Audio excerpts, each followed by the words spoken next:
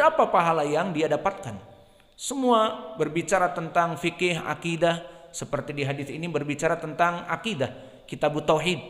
Maka beberapa kaum muslimin setelahnya menghafal hadis Abi Hurairah yang mendengar dari Nabi, berapa Abu Hurairah dapat pahala. Maka inilah keutamaan Abu Hurairah, dan Abu Hurairah radhiyallahu anhu diangkat derajatnya di dunia oleh Allah dari keseriusannya dan kesungguh-sungguhannya menghafal hadis Nabi. Maka dia di dunia Allah tinggikan derajatnya menjadi apa? Menjadi Amir Madinah. Kalau sekarang Amir Madinah maknanya menjadi gubernur. Terbayang gubernur di zaman sekarang mungkin disyaratkan harus dari ahlil bilad, harus dari pemuda negeri tersebut. Misalnya gubernur dari Riau ya harus dari Riau. Gubernur Sumatera Barat harus kelahiran Sumatera Barat. Maka Abu Hurairah jadi gubernur di zamannya di Madinah di zaman Muawiyah radhiyallahu anhu, setelah Ali radhiyallahu anhu. Maka dia menjadi imam atau amir di Madinah, padahal dia dari Yaman dalam keadaan miskin dan papa. Maka ini sesuai dengan ayat Al-Quran dan hadis. Allah mengangkat para penuntut ilmu. Maka jika kalian ingin di dunia dan di hari akhirat kelak menjadi sukses, bukan hanya di dunia menjadi jutawan, miliarder saja, tidak, tetapi sukses di dunia dan di hari akhirat, diangkat derajatnya dengan menuntut ilmu.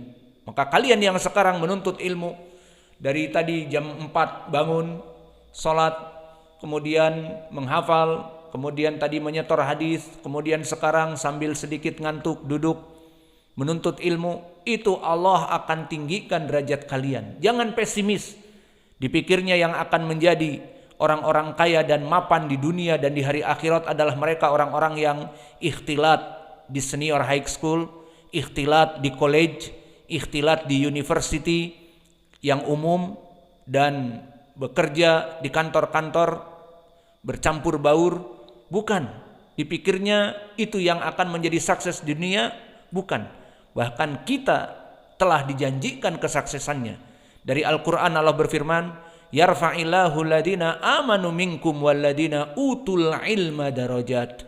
Allah mengangkat derajat orang-orang yang berilmu dari orang-orang hanya sekadar beriman. Maka orang-orang yang berilmu dan beriman di atas dari derajat orang-orang yang beriman saja. Ini di Al-Quran. Yarfa ditafsirkan oleh Ibnu Abbas, yarfa di dunia dan di hari akhirat. Di dunia dijadikan orang yang tinggi derajatnya, dicintai oleh manusia, dipanggil Pak Ustadz, dipanggil demikian-demikian dengan gelar-gelar yang baik. Maka itulah di dunia jabatannya, dan kelak di hari akhirat dia selamat dengan ilmunya dari fitnah, masuk surga. Dan begitupun di hadis yang diriwayatkan oleh Imam Muslim, yang mana Umar Ibnul Khattab menanyakan di saat dia bertemu dengan Abdul Harith yang menjadi Amir Makkah. Di sini di zaman Umar diangkat Amir Makkah, gubernurnya Makkah. Maka di saat Umar melaksanakan, kalau sekarang belusukan dengan Abdul Harith, seorang sahabi juga, engkau jadikan man walaita ala Usfan. Usfan adalah daerah kecil keluar dari Mekah. Engkau jadikan di Wadi Usfan ini siapa? Kata dia, Abdurrahman ibnu Abza. Abdurrahman ibnu Abza seorang sahabi sogir, sahabi yang kecil. Maka dikatakan, man ibnu Abza? Siapa ibnu Abza yang kamu jadikan pemimpin di Mekah ini, di daerah kecil di Mekah, di Usfan namanya? Dikatakan huwa maula min mawalina, dia adalah bekas budak kami. Maka Umar mengatakan, bagaimana kamu menjadikan bekas budak menjadi gubernur atau menjadi wali kota? Karena gubernurnya misalnya di Mekah. Bagaimana kamu menjadikan urusan yang besar ini di tangan seorang bekas budak? Antum tahu dulu budak belian dibeli di pasar, kebanyakan dari Afrika diambil, maka dijual di pasar untuk menggarap sawah, menanam tanaman atau kerja yang tidak diberikan uang, maka dari suatu penghinaan. Maka bagaimana diangkat menjadi wali kota di Usfan? Apa yang dia katakan? Walakin ya Amirul Mukminin huwa hafidul Quran wa a'lamun nas bi ilmil faraid. Tapi wahai Amirul Mukminin, dia orang yang hafal Al-Quran, mempunyai ilmu dan juga fikih, dan dia orang yang paling pandai di ilmil faraid, ilmul waris. Barulah di sini Umar ibn Khattab meriwayatkan hadis dari Nabi yang diriwayatkan oleh Imam Muslim. Maka dia katakan, innallaha yarfa'u bihadal kitab aqwaman wa wada'a bihi akharin. Maka Allah sesungguhnya mengangkat suatu kaum menjadi mulia, tinggi, seperti Ibnu Abza, menjadi wali kota, seperti Abu Hurairah dari miskin dan papa, dari Yaman berjalan kaki datang ke Madinah. Belum ada pesawat ke Madinah dari Yaman. Maka berjalan kaki atau naik kendaraan unta ataupun dan sebagainya, belajar dengan Nabi. Miskin dan papa, keroncongan perutnya, lapar. Maka bersabar, Allah jadikan gubernur. Dan begitupun Ibnu Abza dijadikan wali kota. Padahal dia dari bekas budak yang miskin dan papa. Maka ini pendalilan, dan kenapa kami tekankan di sini agar para penuntut ilmu jangan pesimis. Aduh, bapak saya memasukkan saya ke pondok, tidak ada ijazah, tidak ada S1, S2, S3, S4, S9, Samsung 9 jadinya. Al-muhim, tidak ada masa depan suram. Awas, jangan berpikir seperti itu. Karena di hadis yang lain dari Muawiyah yang muttafaqun alaih, Allah dan Rasulnya pun telah menginginkan kebaikan bagi para penuntut ilmu. Maka di hadis Muawiyah disebutkan, berkata Rasulullah sallallahu alaihi wa ala alihi wasallam, man yuridillah bihi khairan yufaqihu fiddin. Barang siapa yang Allah inginkan kebaikan di dunia dan di hari akhirat kepada seseorang manusia, Allah menjadikan dia faqih fiddin. Allah menjadikan dia faham kepada agamanya.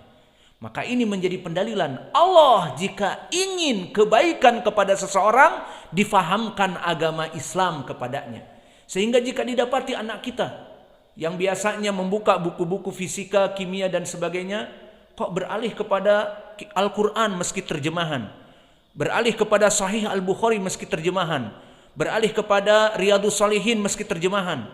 Kemudian dia mengatakan, Pak, boleh aku izin setiap maghrib belajar Al-Quran di surau sebelah rumah? Kaget bapaknya. Apalagi setelah setahun dia bisa membaca Al-Quran. Pak, saya mau mondok, tidak mau di senior high school ikhtilat dengan perempuan-perempuan dan sebagainya. Saya ingin mengaji, saya ingin menjadi anak yang soleh. Ini kenikmatan yang besar yang Allah berikan kepada anak ini. Sesuai hadis tadi, man yuridillah bihi khairan yufaqihu fiddin. Barang siapa yang Allah menginginkan kebaikan kepada seorang, Allah fahamkan agama Islam. Bukan Allah fahamkan kepadanya ilmu-ilmu yang dunia, tetapi ilmu agama dan ilmu dunia mudah. Seperti para santri di sini mengetahui elektronik, para santri di sini mengetahui sekarang bagaimana membangun rumah, bagaimana mengecor semen dan sebagainya. Alhamdulillah, permasalahan dunia sangat mudah. Kembali kepada hadis, selesai dari permasalahan Abu Hurairah, agar mencambuk kita dalam permasalahan belajar, kita masuk kepada hadis. Berkata Nabi kita Muhammad sallallahu alaihi wa ala alihi wasallam, "Matsalul mu'mini kamatsali khamati zar'i yafi'u waraquhu min haitsu atat harihu tukafi'uha fa idza sakanat i'tadalat wa kadzalikal mu'min yukafa'u bil bala." Maknanya Nabi memisalkan di dalam hadis ini tentang bagaimana seorang mukmin, seorang muslim sikapnya dalam menghadapi fitnah, ujian, cobaan. Sehingga kita hidup di dunia, barakallahu fikum, tidak pernah lekang dari cobaan dan fitnah. Hidup di dunia ini tidak rata.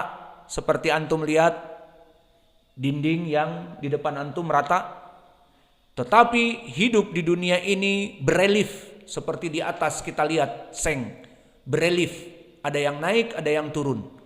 Maka pepatah Indonesia mengatakan hidup di dunia ini bagaikan roda yang berputar, kadang di atas dan kadang di bawah. Dulu jaya, sekarang tidak jaya. Dulu kaya, sekarang miskin. Dulu miskin, kebalikannya sekarang kaya, seperti Abi Hurairah dan tadi Ibnu Abza. Maka hidup di dunia itu bagaikan roda berputar, kata orang Indonesia. Dan kata orang Inggris, the life is never flat. Hidup di dunia ini tidak pernah rata. Hidup di dunia tidak pernah miskin terus. Hidup di dunia tidak pernah jaya terus. Namun ada jaya dan kaya dan miskin dan papa. Maka hidup di dunia like sweet and salt. Bahwa hidup di dunia kadang asin dan kadang manis. Tapi tidak kecut ya. Alhasil itulah kehidupan dunia. Maka di sini disebutkan oleh Nabi kamatsali khamati az-zar', bahwa perumpamaan orang mukmin adalah bagaikan tumbuhan. Yang mana tumbuhan ini lentur. Daunnya itu di saat diterpa badai yang menerjang dari fitnah yang besar, maka dia bisa meliuk, dia bisa memiringkan, dan dia bisa membawa dirinya. Di saat diterpa badai, diterpa angin yang kencang, maka dia menunduk, merunduk, kemudian kembali lagi, atau bahkan dia berputar. Seperti dicontohkan, filsafat seperti ini adalah like bambu, seperti bambu. Di pelajaran kungfu mungkin. Maka di pelajaran kungfu kita ini harus pandai menggunakan kekuatan lawan. Ada angin, ikuti. Di saat dipukul, ikuti, menghindar, kemudian menggunakan kekuatan lawan. Dan ini banyak dari jenis-jenisnya. Pertama seperti Aikido. Jadi pelajaran Aikido kita. Seperti pelajarannya diantaranya Aikido dan silat juga, menangkap, kemudian membanting dan sebagainya, menggunakan tenaga lawan. Maka difilsafatkan dengan bambu. Dan begitu pun di sini, di zaman Nabi tidak ada bambu di Madinah. Maka para ulama mengatakan pohon yang dia itu khomatuz zar', ma'ruf, pohon yang rantingnya kecil, dahannya kecil, bisa meliuk-liuk. Intinya seperti itu, seperti bambu di zaman kita ataupun di negeri kita, negeri bambu. Maka di saat datang angin, dia akan meliuk-liuk dan memiringkan, sehingga setelah angin itu melewati, pohon yang tipis itu akan kembali lurus. Maka demikianlah dari kehidupan seorang mukmin. Terkadang dalam keadaan miring, terkadang dalam keadaan diterpa badai ujian, maka dia meliuk-liuk, bersabar dari apa yang dia hadapi, dan mengelak dan berusaha untuk bisa tetap eksis akarnya dan batang yang bawahnya. Maka yang di atasnya meliuk-liuk, miring, dan seperti itu. Kemudian setelah itu dia kembali kepada posisi semula setelah lewat dari badai dan angin tersebut. Ini permisalan mukmin. Adapun wa masalul kafir, adapun permisalan orang yang kafir, kamatsali al-arzah. Al-arzah adalah pohon khusus, dan pohon ini bentuknya pohon yang besar, di mana batangnya besar, dan dia banyak dijadikan logo, terutama oleh orang-orang Israel, logo pohon khusus bagi mereka yang berbentuk seperti cemara yang besar, batangnya itu besar.